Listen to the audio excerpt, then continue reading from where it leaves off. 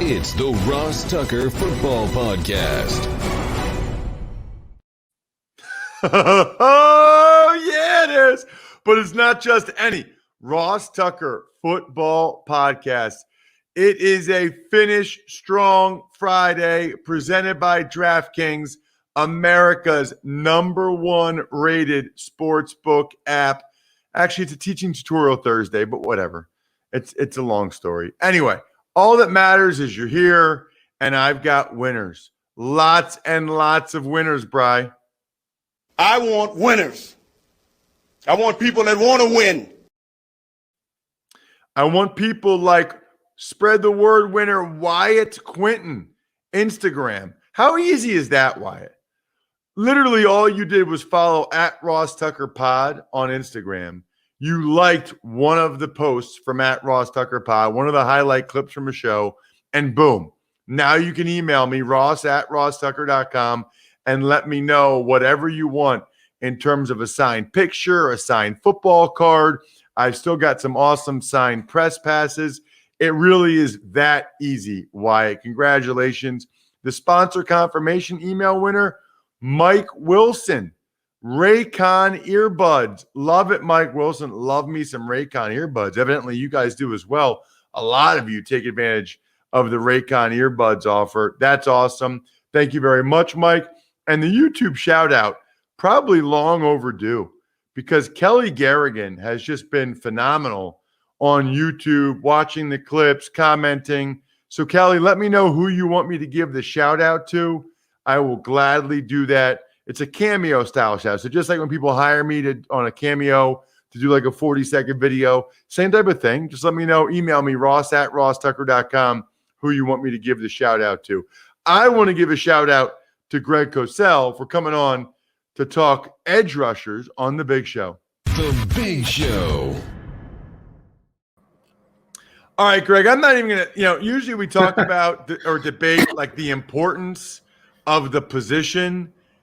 Yeah, I don't think anybody needs us to tell them how important edge rushers are for NFL. I mean, you need to have a quarterback and you need to have people that can affect the quarterback. I would have a tough time disagreeing with that. You know what's fascinating, though, just as a quick aside, I wonder now and again, it doesn't take away from the importance of edge rushers, but I wonder if in today's NFL game, where we see a lot more quick game, a lot more 3-step, a lot more quick 5-step drop by quarterbacks, a lot more RPO concepts, if the importance of interior rushers will increase. Again, you always want edge rushers. It's always going to be long yardage. We know that third down is the critical down in the NFL, the possession down.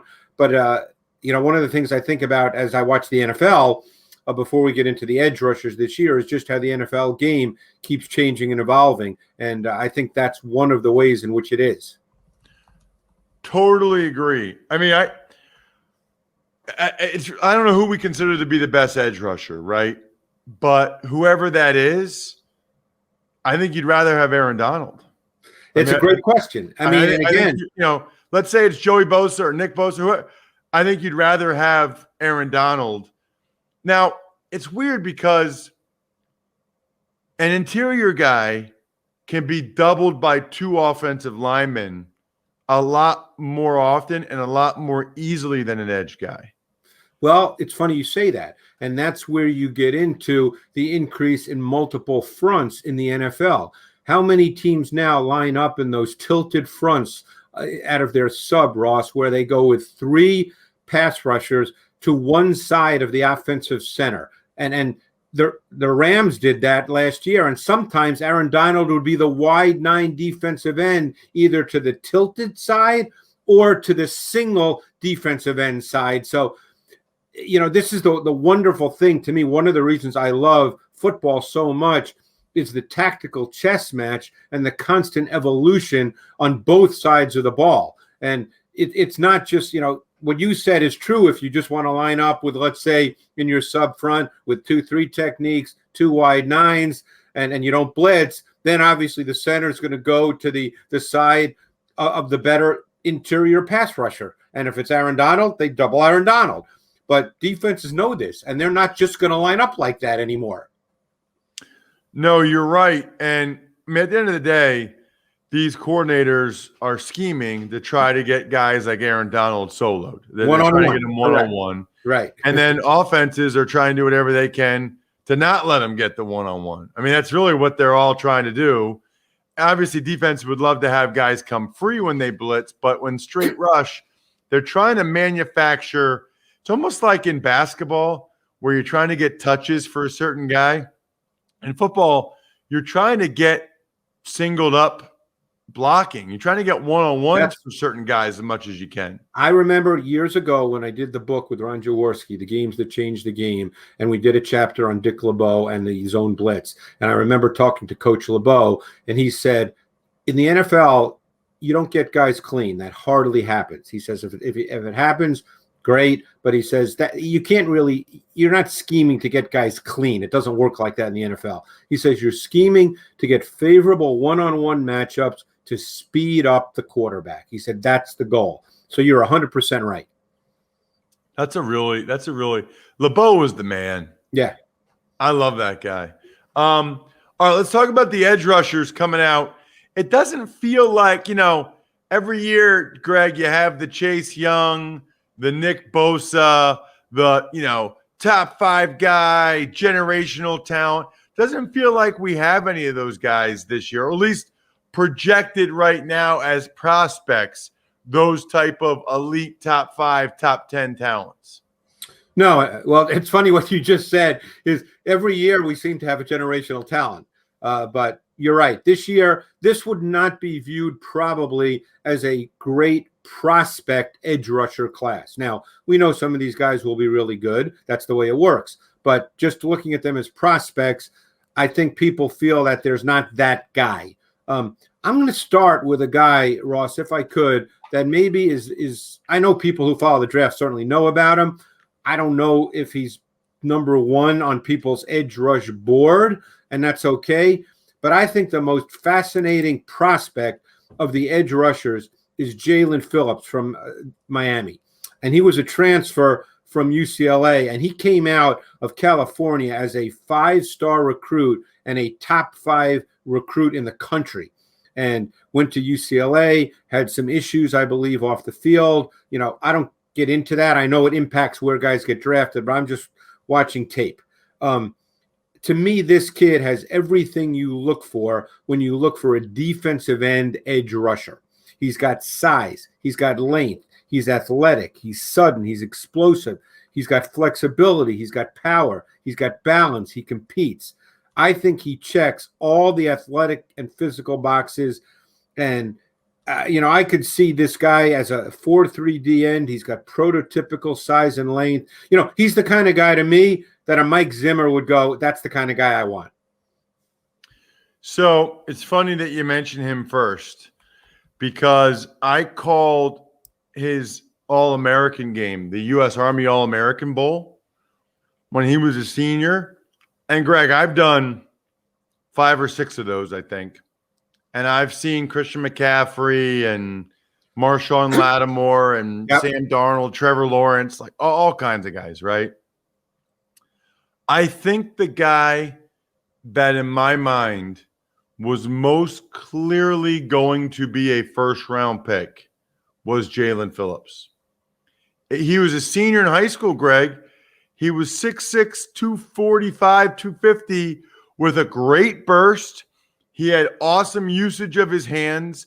I mean, he already looked like a college junior that was good enough to be drafted. I mean, I remember saying, like, this guy's going to be a first-round pick. He was that impressive in high school. And I don't know what I saw he retired and concussions and all kinds of stuff. Yeah, he's got the off the field and the medical. If he was a clean player, and again, I'm just saying if, and he's not, to me, he'd be a top 10 pick without question. I'm not saying he'd be generational.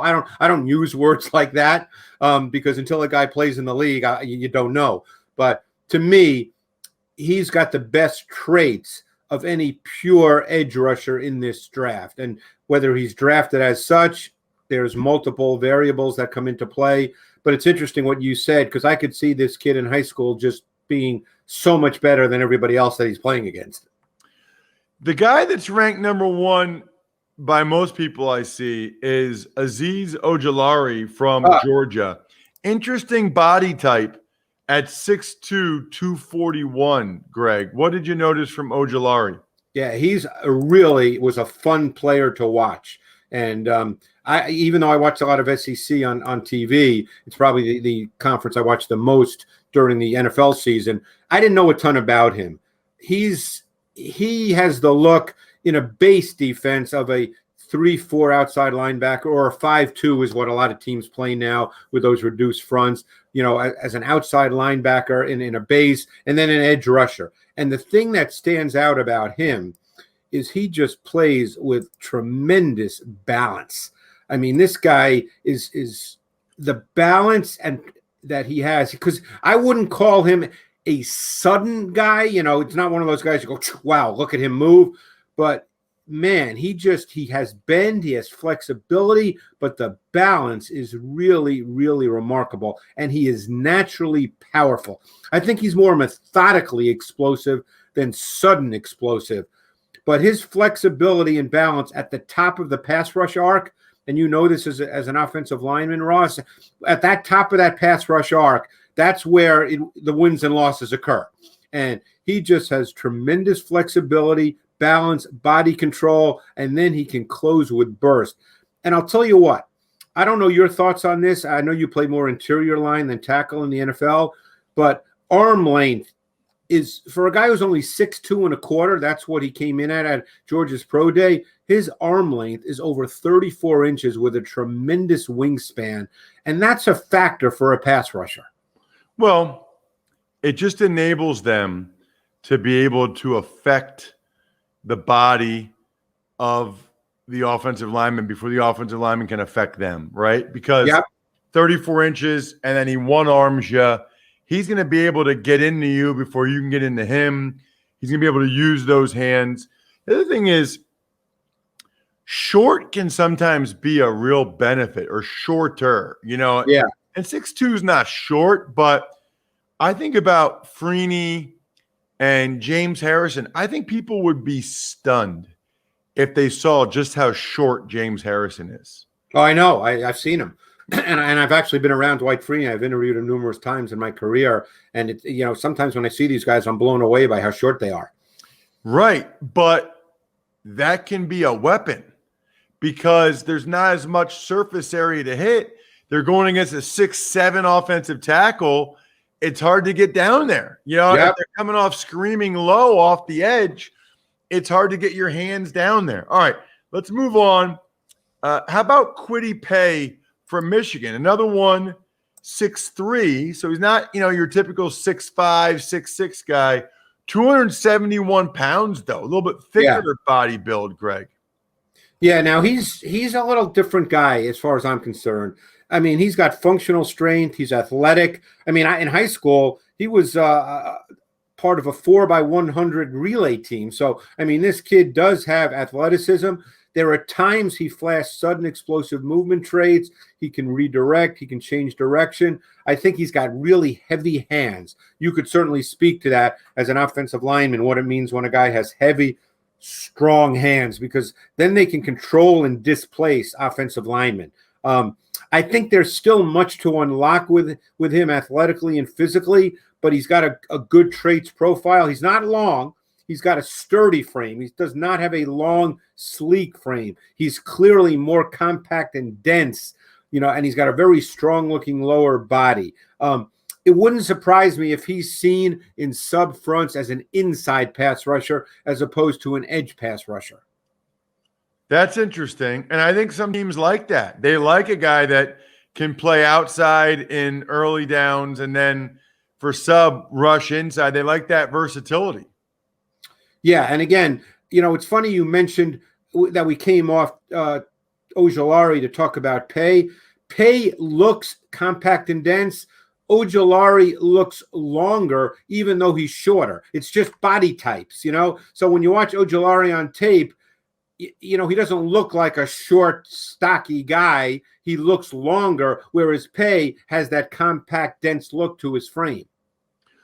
What do you think about Jason Oweh from Penn State? He's an interesting guy. He obviously is a physical phenom. He's a but freak. then he had 0 sacks this year that people are concerned about. Although I was surprised when I saw he had 0 sacks because it felt like he was more disruptive than that, hitting the quarterback, getting in the backfield this year. Well, I'm just going to throw a name out. Not that the comparison is exact, but Donnell Hunter had 1.5 sacks in his total college career at LSU. So I think sometimes you got to leave that alone. This guy is a freak. I mean, he is athletically off the charts. I don't think he really knows yet how to rush the quarterback, but the way he moves I don't know if Penn State had their pro day yet. Maybe you know. I don't think so. I think it's coming up either today, tomorrow, or Saturday. But anyway, the point is he moves with twitch, bend, burst, change of direction. This guy is just athletically freakish. He's loose-limbed. We'll see where he goes, but he's fun to watch. He just didn't have production as far as sacks, and that could happen for any number of reasons.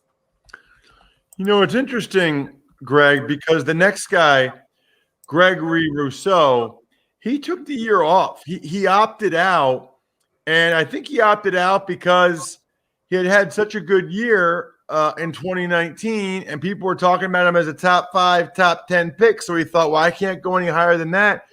And now you look at him, and he's listed a little bit lower when people rank the defensive ends. I don't know. Go back to 2019 and watch Rousseau. I watched Rousseau. I watched about 6-7 games from 2019. I think he's got a lot of work to do. I think he needs to become a lot more refined. He has a tendency to come off the ball too high.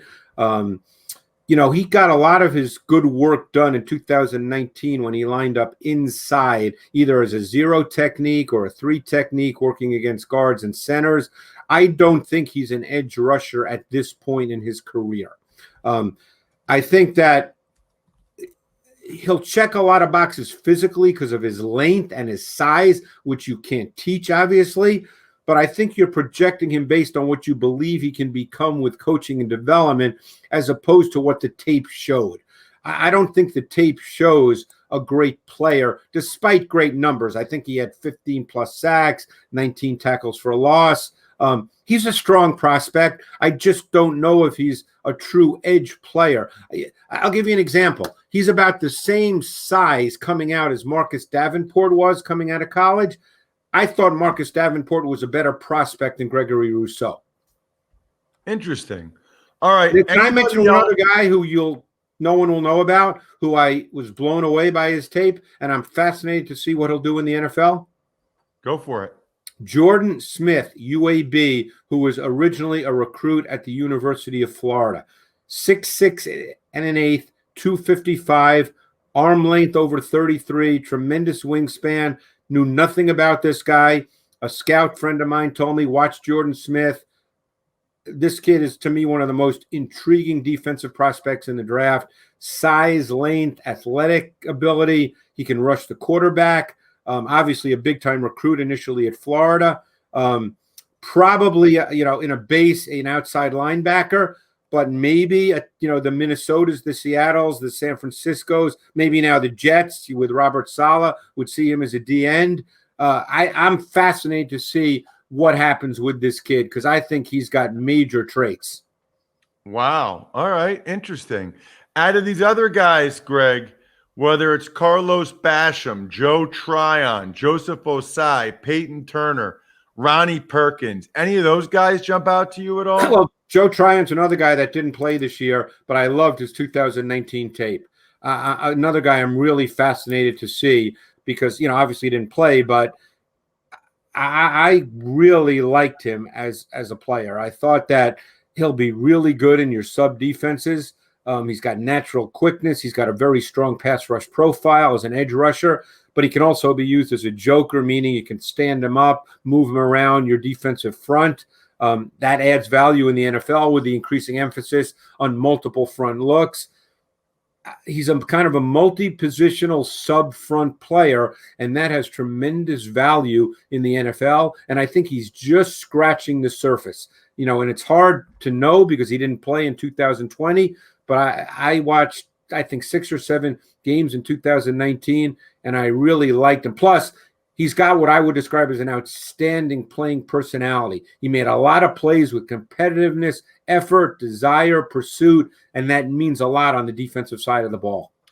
It absolutely does. Means a lot to have you each and every week here, Greg, on the Ross Tucker Football Podcast. Phenomenal stuff. I say it all the time. He is the best at what he does. Make sure you go to fantasypoints.com.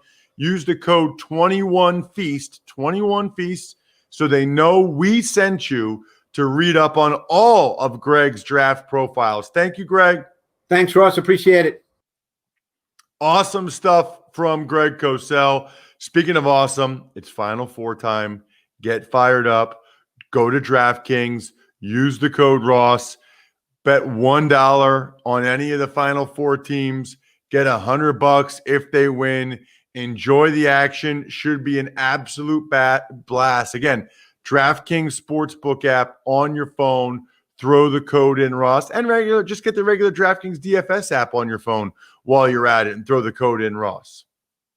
Tuck's Takes. Ross, let's start today with the Seattle Seahawks. Wide receiver Tyler Lockett gets a huge extension from the Seahawks.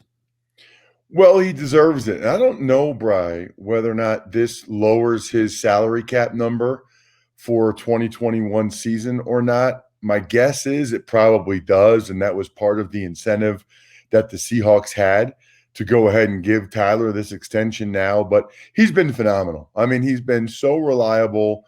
He's done everything they've asked of him on and off the field. I think he's one of the most underrated receivers in the NFL.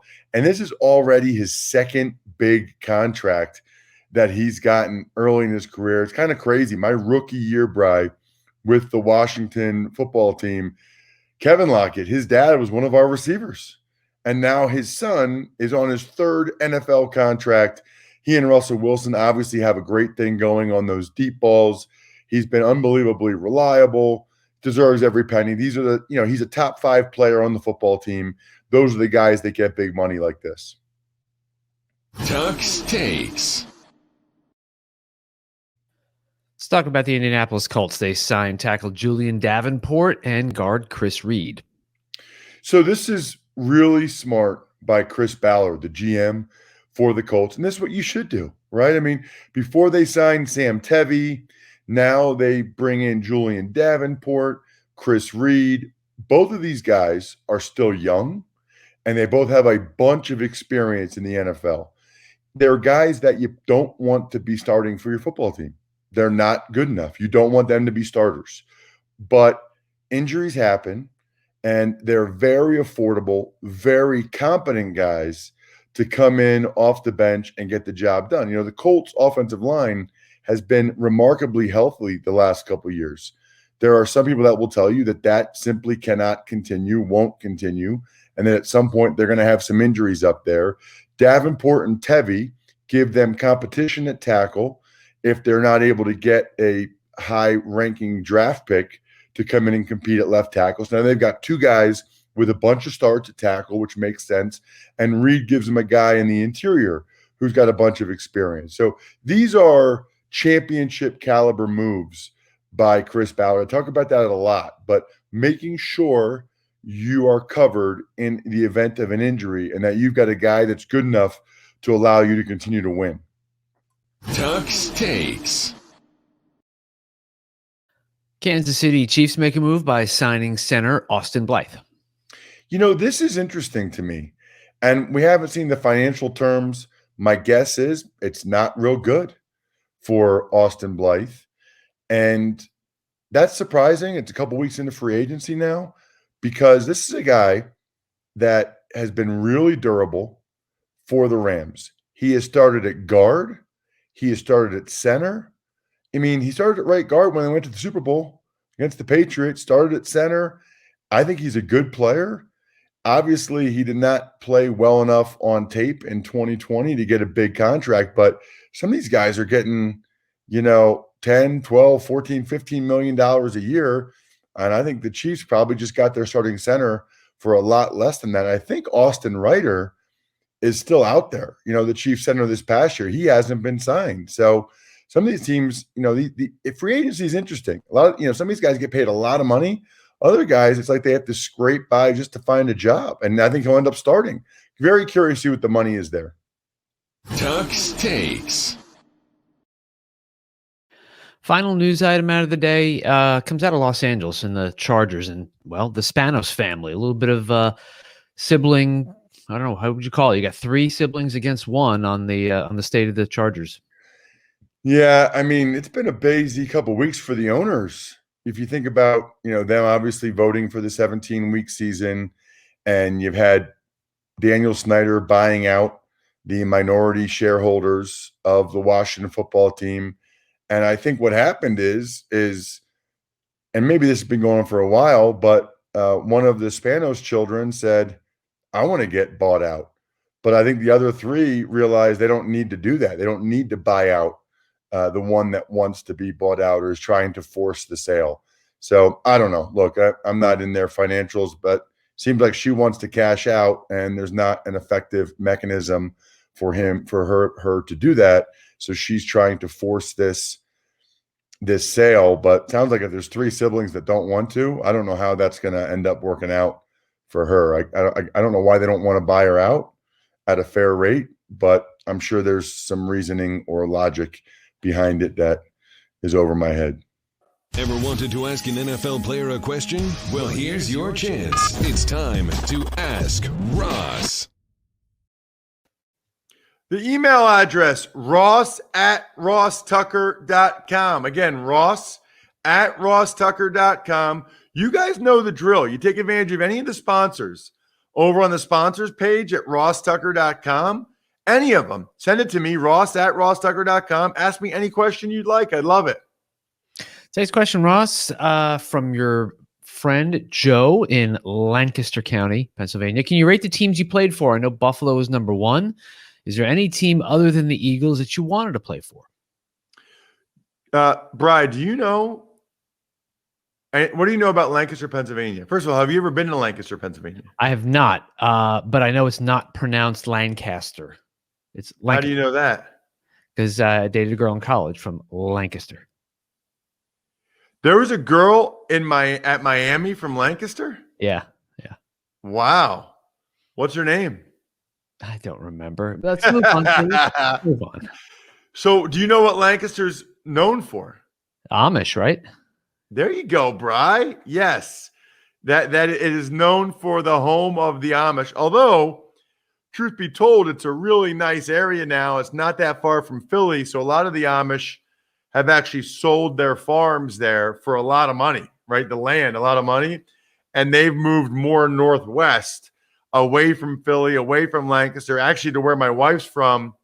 And they can buy like 3 times as much land, because just the land value of different places. The other thing about Lancaster County that's notable, Annie Ann's soft pretzels. Those come from the Amish. Like the reason why those are Amish soft pretzels, they're delicious. And I go to like markets where they have like the real authentic. It's unbelievable how good they are. Unbelievable. But that's where they got it. That's where Ann got it. And that's a whole other story. So I wonder where, Joel, you got to let me know. Where are you from? Donegal? You got to let me know where in Lancaster County you're from. So if I had to rank my teams, I guess he's talking about based on my experience or my affinity for them. It's definitely Buffalo 1. I think I'd probably go Washington 2 because I both started and finished my career there. So there's something really special about when I first made the team in Washington. There's something special about finishing my career there. And I like that it was only a 2.5 hour drive from home. So that Washington would be number 2, I think, Joel. 3 would be the Dallas Cowboys. It was cool to be a Cowboy. It was cool to start the last 7 games in 2002 and block for Emmitt Smith and have that star on the side of my helmet. I mean, the Cowboys, that's pretty sweet. 4 would be the Patriots. Just didn't really play very much there. I wasn't there very long. So it's kind of hard to rank them higher than that. Last is definitely the Browns. That was not a pleasant experience to get traded there, start the last 3 playoff preseason games, play well, and then get cut. I was surprised. I was only there for a month, to be fair, but the Browns would be last primarily because of that. Any team other than the Eagles I wanted to play for?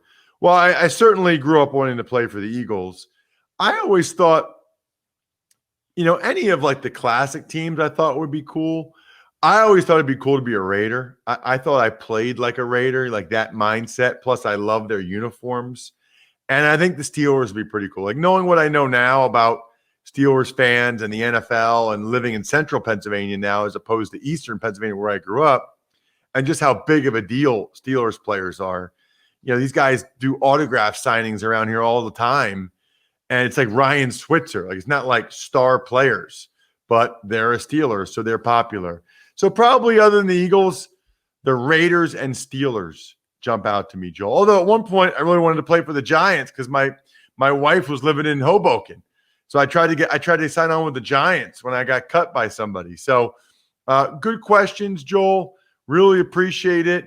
That'll do it, by the way, for another awesome week here on the Ross Tucker Podcast Network. Please go ahead and check out Pizza Boy Brewing, Sporticulture, Vision Comics with an X. They are all absolutely awesome. Other than that, I think we're done here. Thanks for listening to the Ross Tucker Football Podcast. Make sure to also subscribe to the Fantasy Feast, Even Money, Business of Sports, and College Draft. All available at Apple Podcasts, RossTucker.com, or wherever podcasts can be found. A lot of times on the show, I mentioned DraftKings. Here's what you need to know. You got to be 21 or older, New Jersey, Indiana, or Pennsylvania only. New customers only. Restrictions apply. See DraftKings.com/sportsbook for details. Gambling problem, call 1-800-GAMBLER, or in Indiana, 1-800-9-WITH-IT. By the way, if what I was talking about included a deposit bonus, doesn't always, sometimes it does.